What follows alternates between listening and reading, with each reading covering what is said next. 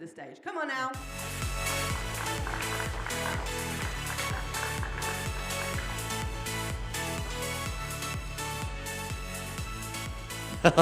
She sounds funny. She has gone now. Yeah, we're safe. We're safe now. Yeah, she's been poorly all week. I gave it to her the week before because I wasn't very well. But we managed, I shared with you last week, we managed to go on a date this week, our yearly date. We squeeze in once a year. That was good. We went to the cinema and watched Mission Impossible in the end. That was all right. Apart from we both felt really tired. And we just sat there. Honestly, it was lovely. We got home and went, rather just watch it at home next time and wait for it to come out. It's better. You got your snacks, it's much better. And the cinema industry is slowly dying as people prefer to watch it at home. But we also took the kids out this week. The kids are on holiday, so we've got a household, 4 of us, 4 kids, and so they're all off school. And so we decided, thanks to Tesco's, thank you Tesco's, for the vouchers that you get, we cashed them in for Pizza Express vouchers. And I was nearly going to swear there. It's a very good job that we did, because it was like 110 quid for pizza at Pizza Express for the 6 of us. We had a few starters and stuff. Because we had the vouchers, we had to use them. So we went to Pizza Express, and it was a great day. They had their dough balls and their pizza, and I remortgaged the house to pay for it. No, we didn't. Tesco's paid for it. But during that time, Steph went to the toilet. She took Lottie and Skylar with her, and Joel and Ava were there chatting away. And I looked over, and this lady was moaning about they brought the wrong thing out to her. Because you like me, I'm nosy. I like to listen to other people's conversations. Even if Steph's in the room, I'm still listening to someone else's conversation. And then she was having but as an English moan. It was like, oh, you didn't bring the right thing. Oh, never mind. Okay, yeah, I'll put up with it. Won't complain to you, but to everybody else. And then, so the waitress walked off, and then I saw her and her husband sort of quietly, Englishly moan at each other about the service or whatever wasn't brought, and I was really trying to have a look. And just so happened, opposite them was their child. Must have been about 9 years old, this little boy, and panic came on his eyes. And I looked at him, and I realised he was choking, and he'd got cheese stuck in his throat, and his little face, and Mum and Dad hadn't even noticed. They were just talking back, and I'm across the other side of the restaurant. And so it was like a scene out of Mrs. Doubtfire. I pushed the chairs out of the way. I was like, help is on the way, dear. And I jumped across, and it was bad, because just as I got there, he pulled this big, long bit of cheese out and went, oh. And I went, sorry, Mum, Dad, he was just choking. I must have terrified them, a big 6-foot man running across this.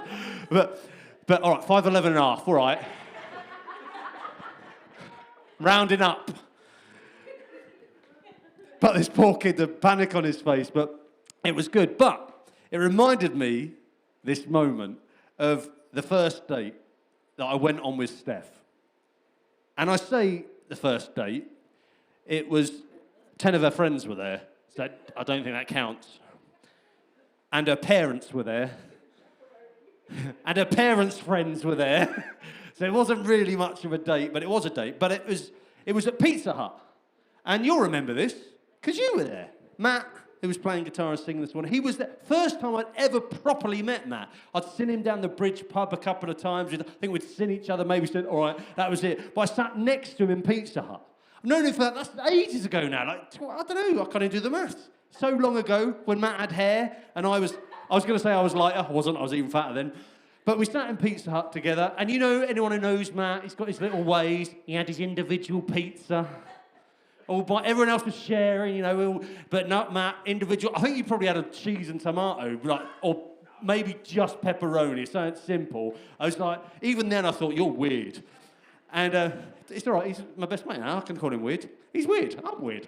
But it's the first time, and I sat next to him, and everyone ordered pizza, and they were sharing. And because I grew up in a poor household, if we ever done anything like Pizza Hut, it'd be like the cheap buffet style, eat as much as you can, fill your face for the week sort of thing. And it happened maybe once or twice a year. So I was at Pizza Hut, and I was like, wow. And someone ordered this thing called stuffed crust that I'd never had in my life, because it was an extra quid or something. And so someone had ordered that, and I am like a seagull and don't chew food. And so I put this pizza in my face, and swallowed, and then just like that little boy, panicked as I realised there was cheese that was just, it solidified and got cold, and it was just a tube of solid cheese in my throat, and I was slowly dying. And there must be 20 people there, sat next to Matt over here, and to the point I panicked, I got on my knees next to my chair and was going, and I was doing all this stuff as people do, and everyone didn't move. Didn't even flinch. Not even look up. I'm not like a small, quiet person in the corner you can ignore either. It's almost like they looked at me and thought, yeah, all right, get on with it. But he didn't even look up from his pizza. He's nibbling away. He doesn't even remember it.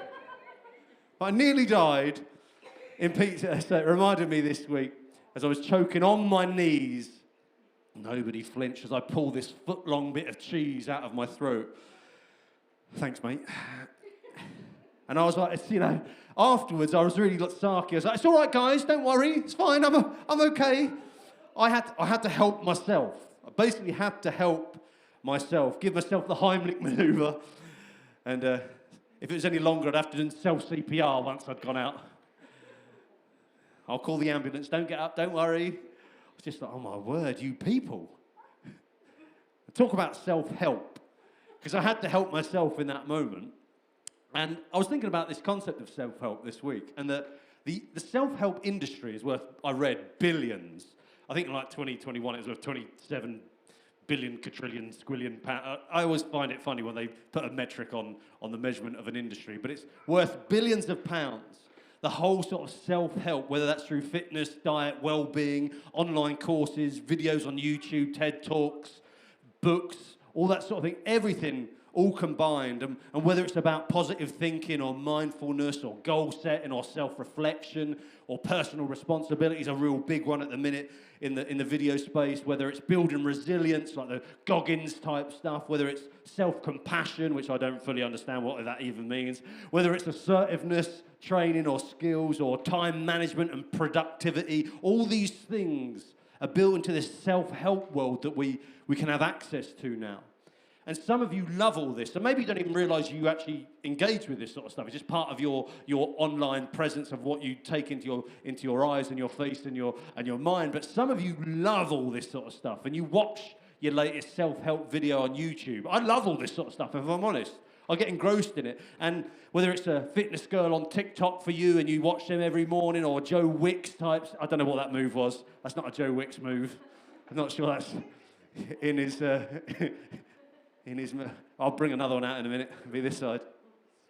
Or if it's a fad diet thing you're following on Instagram, or a self-help guru influencer on Twitter, whatever it is, you lap it up. Some of you are engaged in that sort of stuff and you love it, it's cool, and you just can't help yourself. Do you hear what I said there? You just can't help yourself. You can't help yourself watching all this stuff that's supposed to help yourself. You just can't help yourself. You have to watch it. It's ironic.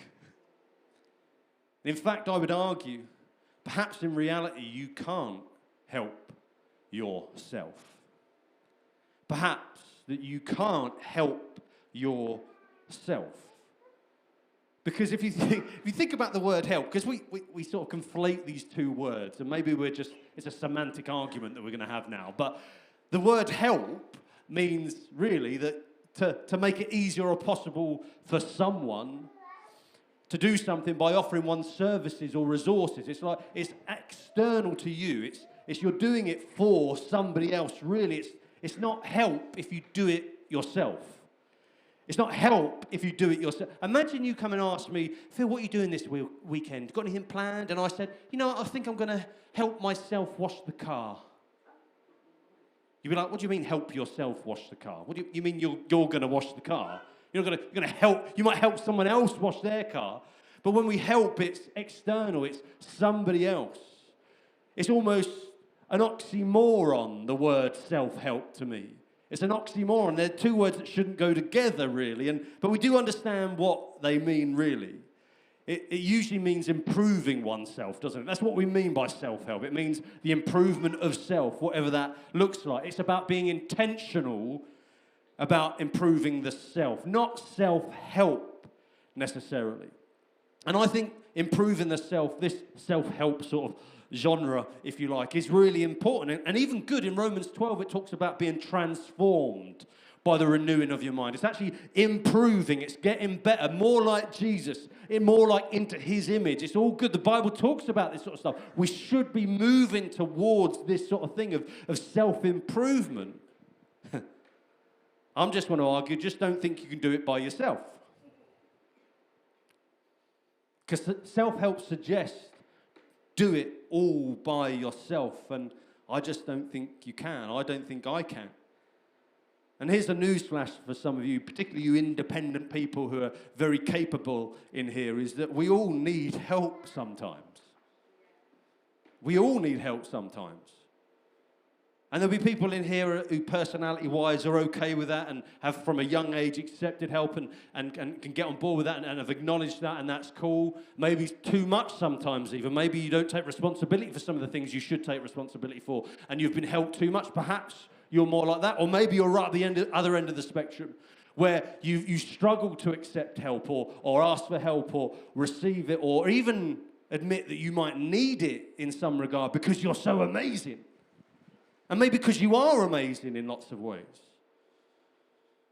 We all need help sometimes. We all need support sometimes. Look at my silly thing on my leg, like you're pretending like you haven't noticed it. Some of you blokes probably haven't in here. But this thing on my leg, a couple of weeks ago, 2 weeks ago, I helped someone move house.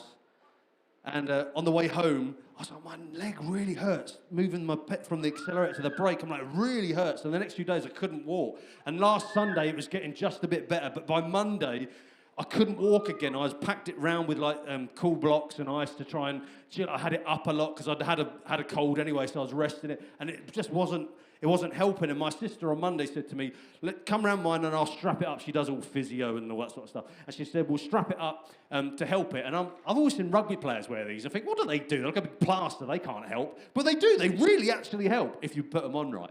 And so this thing is to support all the muscle and ligaments where the damage was. And it's actually really helped me. I was a bit of a skeptic. I was just saying to my sister, yeah, all right, get on with it there, shut up. Like, because she was moaning to me about doing it. And so I put this on, and then literally, within the hour, I was like, it feels much better.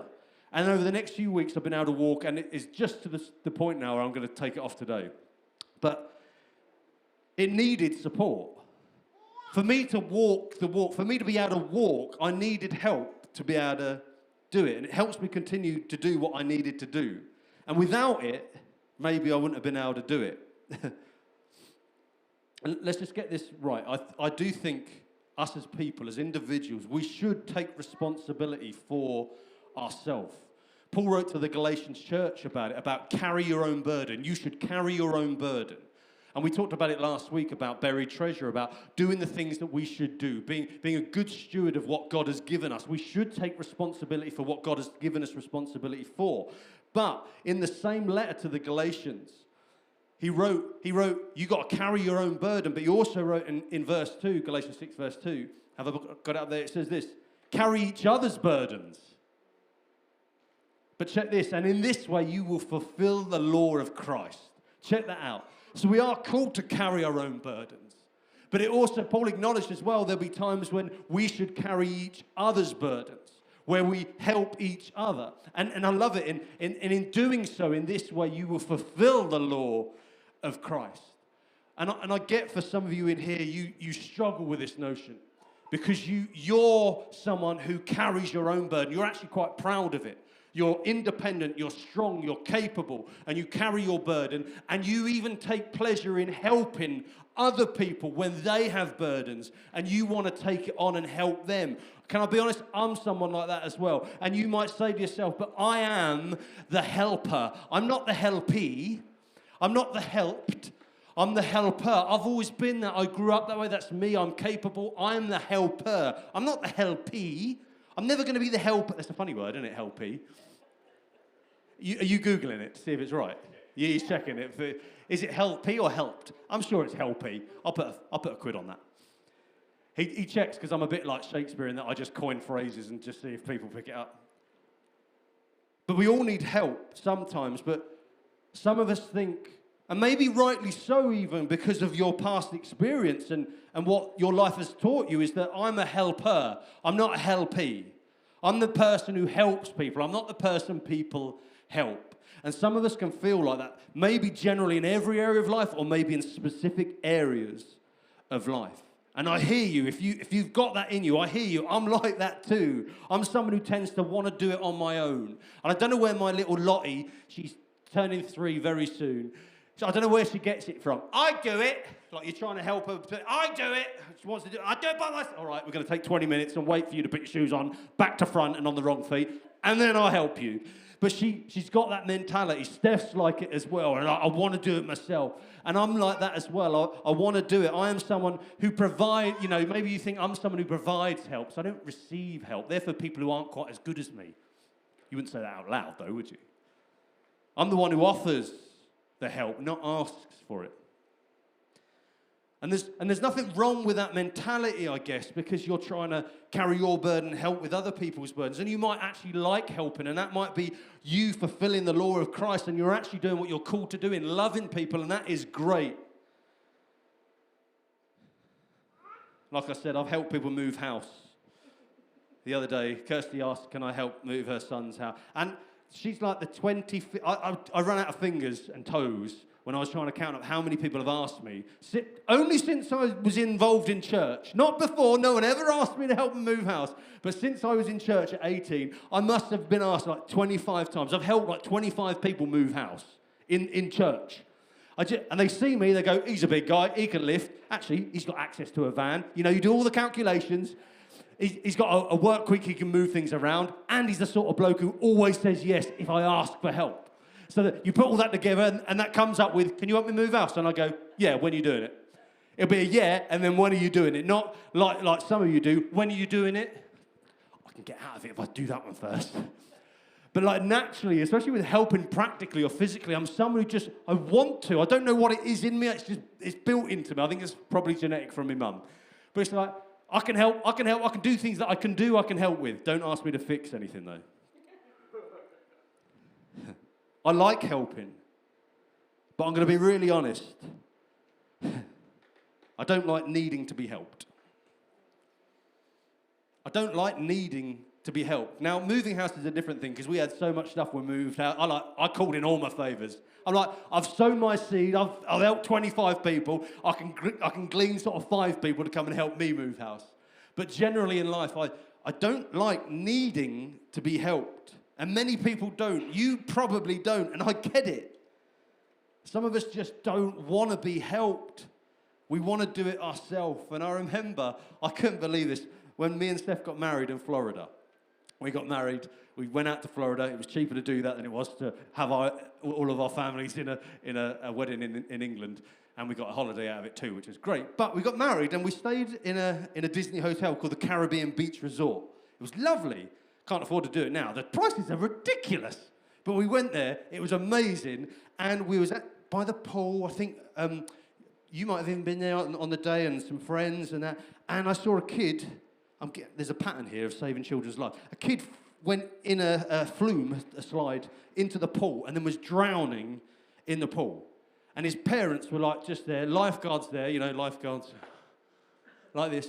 And I'm an ex-lifeguard and a helper. And I was like, Mrs. Doubtfire again, help is on the way. And I jumped across, dived in, picked this kid up who was drowning, coughing and spluttering. And his mum literally sort of waddled over in the water. Stop. Took the kid off me and just looked at me like, you're weird, like I'd done something wrong. And I got out going, did you see that? I just saved a kid's life. She didn't even say thank you. And I didn't even need the thank you, but I wasn't expecting the, how dare you help me? How dare you help my child from dying? I was really like, I don't get it. And I wasn't sure, and I reflected upon it afterwards, and I don't know if it was like that sort of guilt of, I should have saved my child because I was right there and hadn't noticed, and a stranger's come over, and there was that sort of awkwardness of like, oh, I feel terrible about myself. I don't know if it was that. I'm not sure. Or maybe I'm just scary. Just jumping in. Because I was in my full Mrs. Doubtfire gear. That would have been funny. But I get it. I get it that for me, it's one thing, for you, it'll be another thing, but maybe we don't want to feel like we're a burden to someone else. Or we don't want to look silly, or we don't want to look weak, especially if you're someone who's strong a lot of the time, or we don't want to appear incompetent. For some of you, that would be a big thing, not looking like you're incompetent in an area. Or perhaps it's just actually because you don't need help most of the time, and so I don't need help. And that's cool, but the older I get, the more I acknowledge how much help we all need. Honestly, the older I get, because when I was a teen, I didn't need help from anyone for anything. I've done life on my own. But having 4 kids now, honestly, I'm more open to help than ever. Honestly, someone said, like my sister, Auntie Emma, or Nanny Linda says, could we maybe take a couple of the kids for the night? We're like, we've got bags packed and all 4 of them out of the door. Yep, there he goes, see you in 2 or 3 days. We're ready to accept help.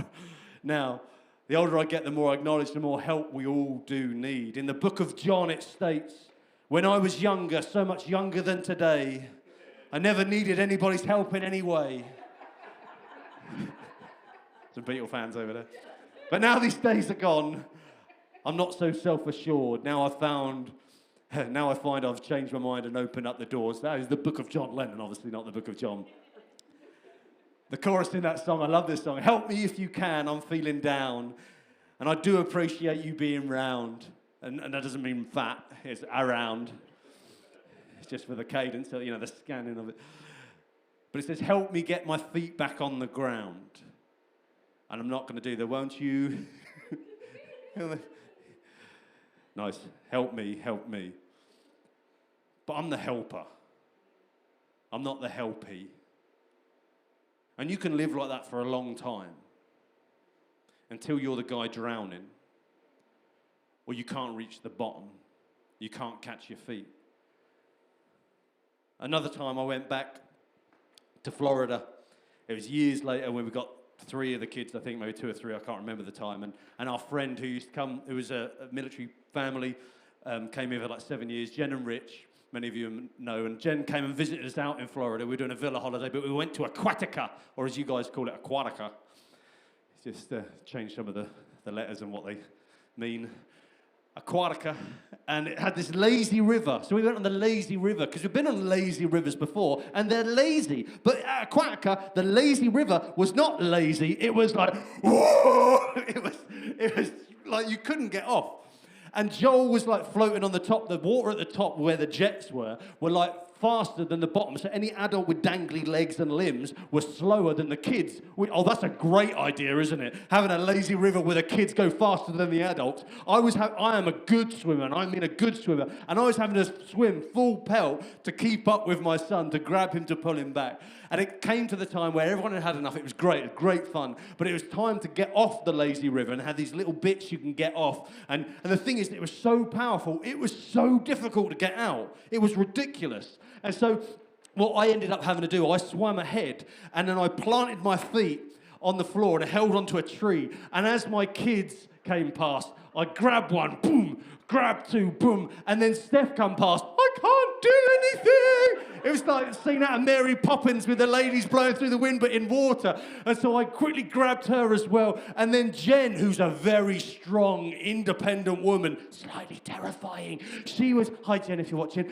She was going, and she couldn't, and I grabbed her as well, and I lifted it, literally, I put my feet on the ground, I lifted them all out of the water like this, and marched them out the steps like this, and put them on the ground. And Jen was like, oh, thank you. She was like, I saved her from drowning. She was fine. She would have just gone round again, that's all. But she was the sort of person who wasn't used to being held. And she was like, that was amazing. How did you do that? And I was just like, I'm taller than you. I just had my feet on the ground. All right, I'm a big lump. I can swim as well. But I had my feet on the ground. You're a little shorty. You couldn't touch the ground. And there'll be circumstances in our life where other people can touch the bottom and they're fine. But that particular scenario, we just happen to be short in that area. We happen to be weak in that area, and we can't touch the ground. And just like John Lennon and Paul McCartney, sometimes we just need a little help to get our feet back on the ground.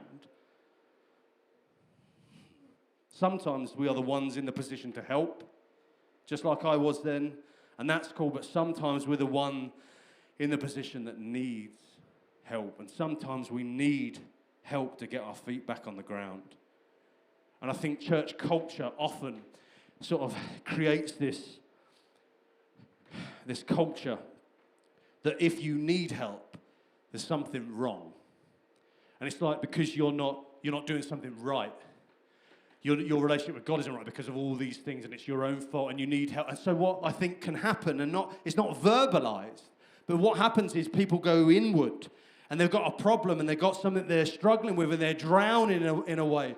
And there's people all around with their feet on the ground or with life rings or lifeguards on the side, and they feel like, I can't admit that I need help because everyone else in this culture seems to be swimming fine, and what does that mean about me? And it can make us go inward and effectively drown. But the Bible's full of people, of folk, brilliant folk, amazing folk that needed help.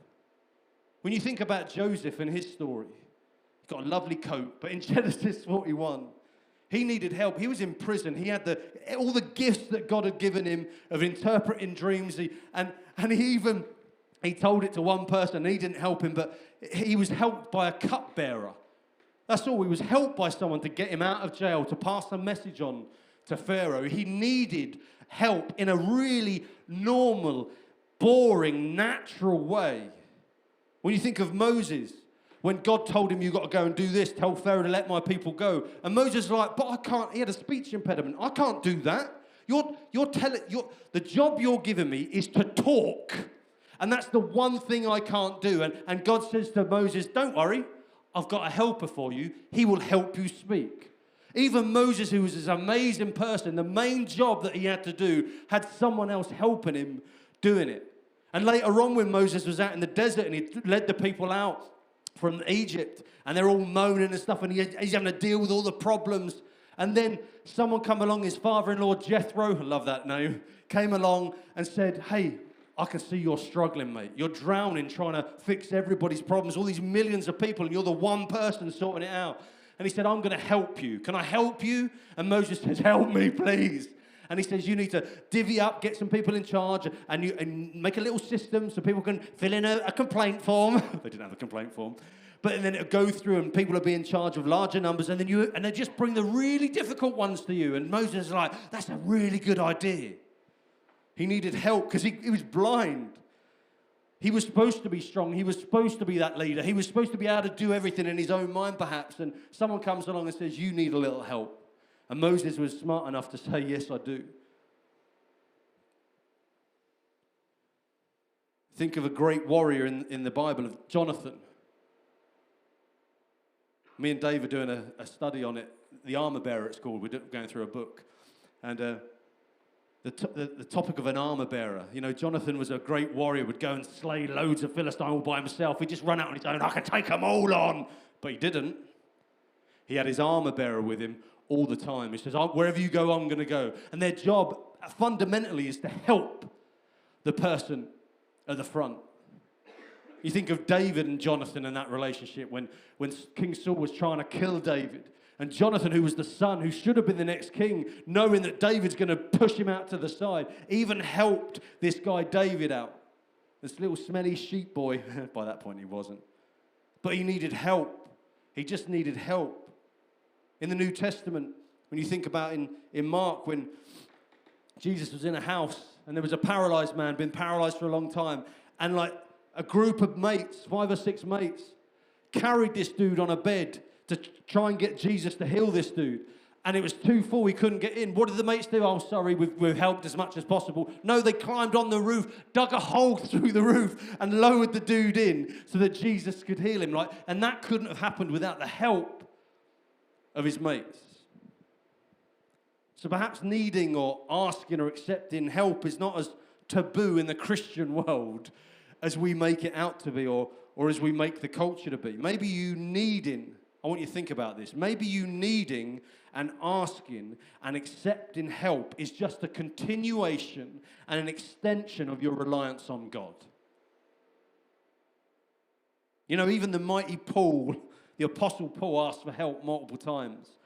Whether that's to the letter to the Corinth church of asking for financial support for the ministry that he was involved in. He was like, we need help. We need you to get on board with this. Whether it was prayer support. Paul wrote to the letters to the churches all the time saying, I need help. I need you to pray for me, I need help. When you look at personal assistance, he actually requested specific help in his letters from individuals. And he even asked Timothy to come to him in prison. He asked, I need help. I can't do these things on my own. I want you to separate these two things. He was someone who was like, God, help me. That's what Paul's position was all the time. And some of us think that's just enough, and God wants that. But at the same time, Paul was saying, God, help me, but I also need the help of people around me too. You think of Paul's escape from Damascus, where he was lowered in a basket out the window with friends helping him escape. And even like honing on Paul's conversion, I want you to really think about this in Acts 9, where Saul of Tarsus, which is his real name, he was the killer of Christians. That's what he was doing until Jesus showed up on the road to Damascus and appeared before Saul, later to become Paul. And he blinded him. I want you to think about this. He blinded him. He's like, I'm going to use you. He's like, why are you persecuting my people? Paul's like, I don't know, I'm sorry. And he was like, I'm going to use you to build the kingdom. And that's what Paul went on to do. Most instrumental person in building the kingdom and churches around, wrote like 2/3 of the New Testament. But at one point, he was super strong. And God had to come and humble him and actually blinded him.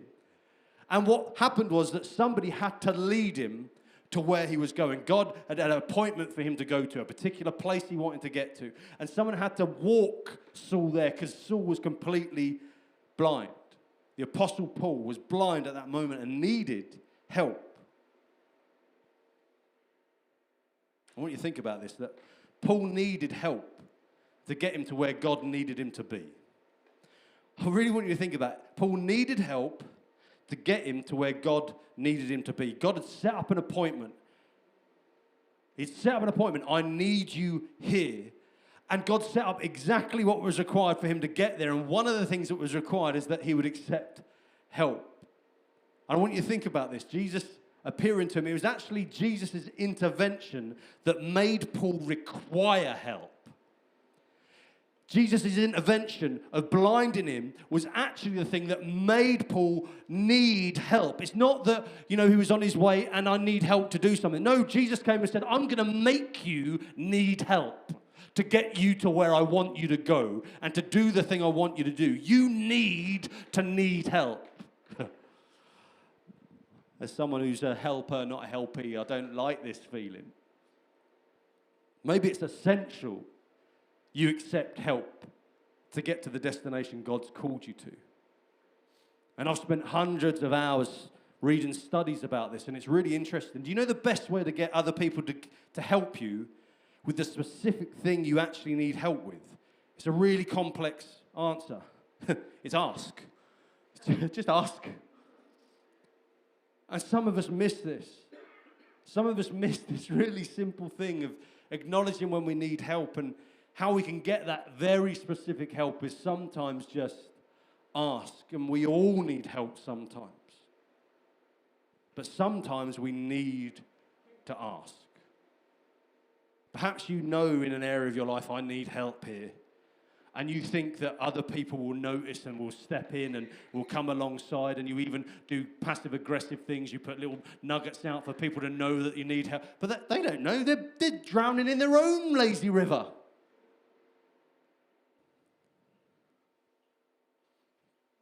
Sometimes we need to ask. And why is this important? Some of you might think, what's this got to do with anything?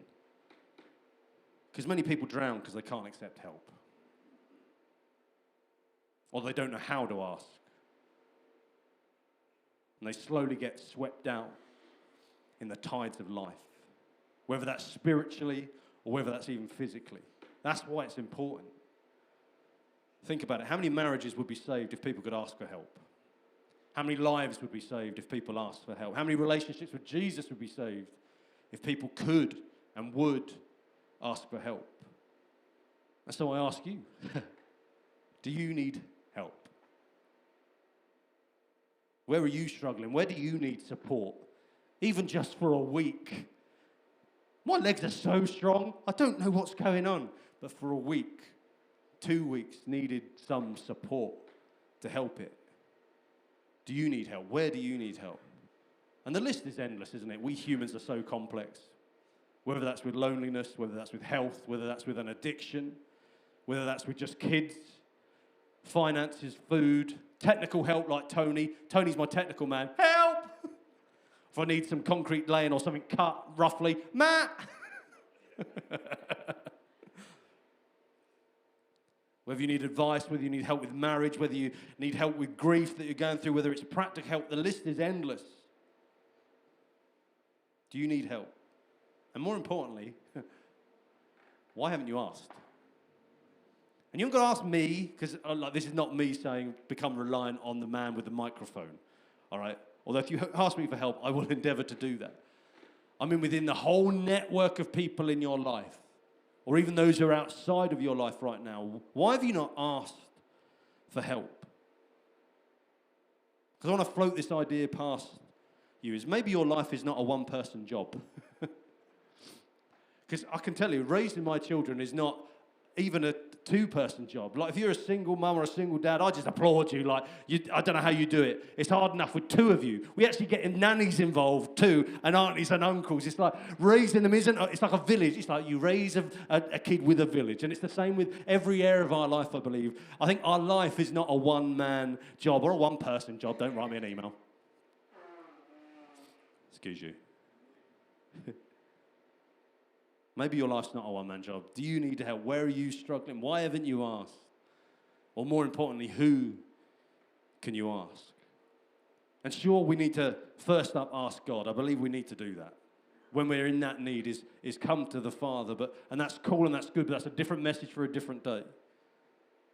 I'm talking about a mate or a church friend or someone you know, maybe even a boss. Some of you asking your boss for help. Oh, that'd be the last thing you'd ever do. Or a colleague or a spouse, or even your kid or a parent or a doctor, whoever. Who can you ask? And I've shared this a few times at church that like over 4.5 years ago, I was having terrible back pain, and the doctors, I'd been back and forward for years trying to sort it out. And in the end, I was just like, oh, I'm done. And the doctor ended up giving me painkillers, like 4 different types. And none of them worked. And then I got to the fourth one, which was Tramadol. If some of you have used that before when you've broken a leg or something like that. And I was put on Tramadol, and I was put on it for like 2 months. Well, no, I was put on it indefinitely. They just kept giving it to me. I'm a bloke. I didn't even read the document that came with it. And it sent me a bit funny. And then I came off it cold turkey. And I didn't realise that you weren't supposed to do that. Because the doctor had, you know what they're like. They just, they take them. And I wasn't responsible, didn't read the documentation, but some people have a severe reaction of coming off that stuff really quickly. And I was one of those people. And it messed me up. Honestly, it was like a different person. To the point it just messed me up completely. To the point I wasn't sleeping, I was bashing things, punching walls, crying. Never cried in my life. It just messed up my neurochemistry in my brain. I was like cutting myself. It was weird. And it was intense for like a couple of months. And then it petered out to the point where I then, for 9 months solid, had no positive emotion, ever. Nothing blipped. It was weird. And it's something still today that I have this thing, my friends laugh at me now, but I have this brain shut-off thing. I can just be like, and I just like, and it can be for an hour, and I don't swallow, I don't blink. Just every now and again, sometimes I have to go and lay down for 2 hours, and I'm like asleep, but I'm not asleep. It's like, it's just, and then I come around and I'm fine. It's something that I have to deal with over and over, and honestly, it's annoying as someone who's a get up and go and do sort of person. It's like a thorn in my flesh constantly. And I've prayed to God about it, but in that intense time particularly, I remember I was like, I don't know what to do about this. I was messed up. I couldn't do life. And I came to the conclusion, I was like with Steph, after a few weeks, like, I need help. I need help. I don't know what to do. And so, who did I call? Boom, boom, boom, call Matt. I need some help. So I went to Matt and Sally. So I'm like, something's going on. I don't know what's going on. And just talking about it over the next few weeks and months, they were able to help and navigate me through. Yeah, the dude who didn't get up of his arse to save me from choking from pizza helped me nearly 30 years later 20 years, 30, 50 years later is a long time. But he helped navigate me through that. And like I said, honestly, it's still a thorn in my flesh. I still switch off or power down, sometimes for an hour, sometimes for weeks at a time where I'm like functioning at 20%. It's horrible. It's really annoying. So if I'm honest, even today, I still need help. My wife helps me all the time. I'm like, I need help during these times. I don't know what to do during these moments. I need help. And so I want to say for you who are, maybe you feel like me, you're a strong, independent woman now. You're a strong, independent person. You're competent. You're a helper, not a helpee. I want to say that admitting you need help is not weak. Admitting you need help is not weak. It is possibly even the apex of strength. Because we all need help. It's just whether you admit it or not. And Paul wrote before, when I am weak, then I am strong. And I never really fully understood that years ago. For when I am weak, then I am strong. And I'm like, what does that even mean? But talk about true humility, admitting to that weakness. Even though Paul was amazing in so many ways, he was so open about his weakness. This is where I'm weak. And when I'm weak, I am strong. And he is strong through me. And if we can sometimes think, if I seek help, then I've failed some way. I understand that. I get it. You think, I'm supposed to be able to do these things on my own. I'm a grown-up. But no, maybe it's the seeking help that will allow you to succeed. And I actually mean part of the success. So don't confuse these two things. I'm not talking about getting help so you can succeed in something. I actually mean getting help is part of the success. It's a jigsaw piece in the success, not the stepping stone to it. So this whole self-help thing, and I like coming up with sort of catchy little one-liners, but I believe this. In order to truly help yourself, you need to acknowledge you cannot help yourself. Humbly admitting that you can't solely rely on yourself. Admitting that self-sufficiency has its limits. Even though it's celebrated and we should take responsibility, it has its limits. And I want to say it's not just okay to seek help. Maybe it's actually essential. I want you to think about it. That's what happens when someone accepts Christ. When someone accepts Jesus Christ, they actually acknowledge, I can't do it alone. I can't do this thing alone. I need help. Not like a psychological help or emotional help to get through things, even though that can be part of it. But this whole thing called life, I can't do it alone. That is what accepting Christ is. Because we all fall short of God's perfection. We all need a Savior. We all need help. That's why He came to die on a cross for you, is because we all fundamentally need help. And so I want to say, forget self-help and maybe just settle for help. So who can you ask today? Amen. Father, I just thank you for